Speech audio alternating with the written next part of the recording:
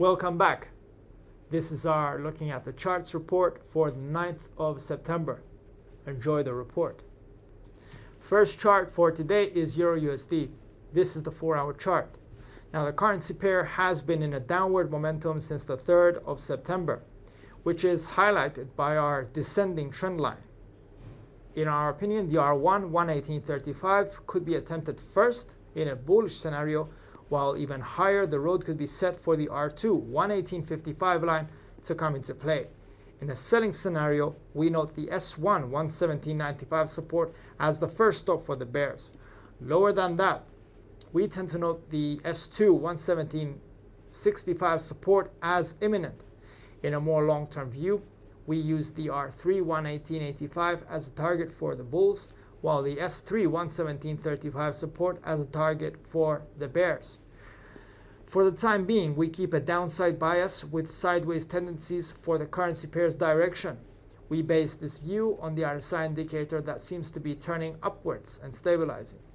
Euro traders should be aware of the German inflation data coming up on the 10th of September, while USD traders should keep in mind the US inflation data to be released on the 14th of September. Moving now to our second chart, this is GBPUSD 4-hour chart.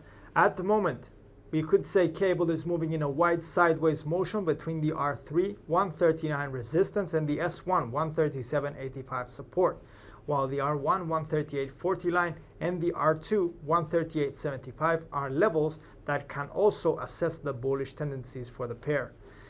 If the trend turns to the downside, then the S2 137.55 can be used as a barometer for the sell-off. Even lower, the S3 137.25 level can be used as a target lower, even though this is our only level that was not tested in September so far, which makes it stand out. The RSI indicator below our chart is running nearby the 50 level after a sudden move higher, mirroring the recent bullish candle on our chart. In our opinion, cable is currently in a sideways motion. Looking forward, traders should keep in mind the UK GDP rates coming up on the 10th of September, while on the 14th of September, we get the UK employment report and the inflation data. Moving now to USDCAD for our chart. In the most recent sessions, the currency pair has tested our R1 127.20 resistance, but was unable to breach it.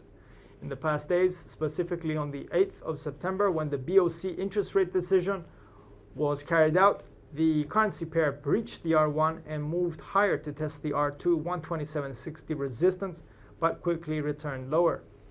For traders using a longer time frame strategy, we point out the R3 128.05 as a possible accurate level. At the moment, we also tend to note the S1 126.50 support that was also tested on the 8th of September. Thus, the sellers may find it the most suitable support to be tested first. Lower than that, we have noted the S2 126.25 support that was tested in the past days but proved rather solid and held its ground. In the scenario of a prolonged selling scenario, the S3 125.80 can also be reached. At the moment, the RSI indicator has crossed the 70 level and stabilized as the bullish momentum seems to persist.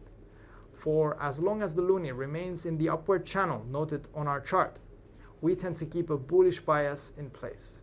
CAD traders should watch out for the Canadian employment report coming out on the 10th of September and the Canadian inflation data to be released on the 15th of September. Moving now to WTI for our chart. We have highlighted the range used so far in September with yellow, and this can also be noted as a sideways momentum which has tested both the R170 resistance and the S1 68.10 support. This range can be used as an indicator for bullish or bearish interest if it is breached upwards or downwards according. In case the bears dominate the scene, then the S2 67.05 line could come into play first, and in a more extensive selling momentum, we keep the S3 65.40 as a possible level of interest.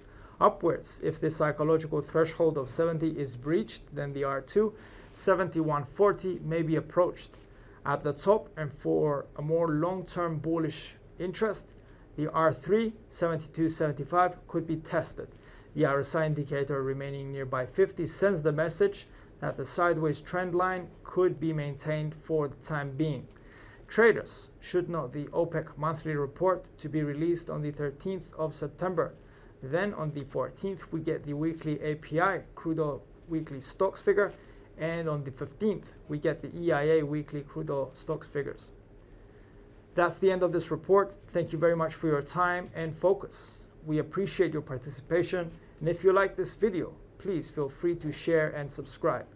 Please note, as an effort to support traders on as many fronts as possible, we are now presenting live weekly webinars on trending subjects, and all our subscribers are welcome to participate. From everyone here at IronFX, wishes for solid trading.